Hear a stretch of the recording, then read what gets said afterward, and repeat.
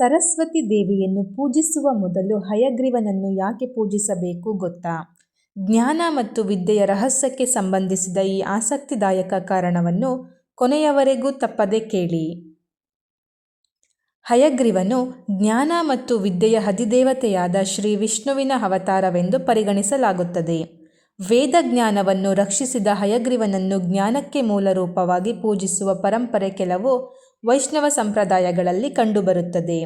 ನಂತರ ಸರಸ್ವತಿ ದೇವಿಯನ್ನು ವಿದ್ಯೆ, ಜ್ಞಾನ ಮತ್ತು ವಾಣಿಯ ದೇವಿಯಾಗಿ ಆರಾಧಿಸಲಾಗುತ್ತದೆ. ಹಯಗ್ರೀವನೇ ವೇದಗಳನ್ನು ರಕ್ಷಿಸಿದವನು. ಸೃಷ್ಟಿಯ ಆರಂಭದಲ್ಲಿ ಮಧು, ಕೈಟಭ ಎಂಬ ರಾಕ್ಷಸರು ಬ್ರಹ್ಮನಿಂದ ವೇದಗಳನ್ನು ಕದ್ದುಬಿಟ್ಟರು.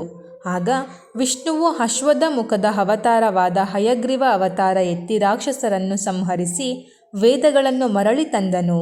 ವೇದಗಳೇ ಎಲ್ಲ ವಿದ್ಯೆಗಳ ಮೂಲ. ವೇದವನ್ನೇ ರಕ್ಷಿಸಿದವನು ಹಯಗ್ರೀವ. ಆದ್ದರಿಂದ ಅವನೇ ವಿದ್ಯೆಗೆ ಮೂಲ ಪುರುಷ. ಸರಸ್ವತಿಗೆ ಗುರು ಹಯಗ್ರೀವ. ಪುರಾಣದ ಪ್ರಕಾರ ಸರಸ್ವತಿ ದೇವಿ ಮತ್ತು ಬ್ರಹ್ಮದೇವರಿಗೆ ವೇದಗಳ ಜ್ಞಾನವನ್ನು ಬೋಧಿಸಿದವನೇ ಹಯಗ್ರೀವ. ಅಂದರೆ ಸರಸ್ವತಿ ದೇವಿಯೇ ಹಯಗ್ರೀವನ ಶಿಷ್ಯೆ. ನಮಗೆ ಜ್ಞಾನ ಕೊಡುವ ಸರಸ್ವತಿಗೆ ಜ್ಞಾನ ಕೊಟ್ಟವನು ಅವರ ಗುರು. ಹಾಗಾಗಿ ಮೊದಲು ಗುರುವಿಗೆ ಅಂದರೆ ಹಯಗ್ರೀವನಿಗೆ ನಮಸ್ಕರಿಸಬೇಕು. ಅದಕ್ಕೆ ಅವನನ್ನು ಆದಿಗುರು ಮತ್ತು ಸರ್ವವಿದ್ಯಾ ಆಧಾರಂ ಎನ್ನುತ್ತಾರೆ. ಹಯಗ್ರೀವ, ಜ್ಞಾನ ಮತ್ತು ಲಕ್ಷ್ಮಿ. ಸರಸ್ವತಿ ಕೇವಲ ವಿದ್ಯೆಯನ್ನು ಕೊಡುತ್ತಾಳೆ. ಆದರೆ ಹಯಗ್ರೀವನನ್ನು ಲಕ್ಷ್ಮೀ ಹಯಗ್ರೀವ ಎಂದು ಕರೆಯುತ್ತಾರೆ. ಅವನನ್ನು ಪೂಜಿಸಿದರೆ ವಿದ್ಯೆಯ ಜೊತೆಗೆ ಆ ವಿದ್ಯೆಯಿಂದ ಬರುವ ಸಂಪತ್ತು, ಯಶಸ್ಸು, ಮಾತಿನ ಶಕ್ತಿ ಕೂಡ ಸಿಗುತ್ತದೆ. ಅದಕ್ಕೆ ದೊಡ್ಡ ದೊಡ್ಡ ವಿದ್ವಾಂಸರು, ಶ್ರೀ ರಾಮಾನುಜಾಚಾರ್ಯರು, ವೇದಾಂತ ದೇಶಿಕರು ಕೂಡ ಪ್ರತಿದಿನ ಮೊದಲು ಹಯಗ್ರೀವನನ್ನು ಪೂಜಿಸಿ ನಂತರ ಸರಸ್ವತಿಯನ್ನು ಪೂಜಿಸುತ್ತಿದ್ದರು.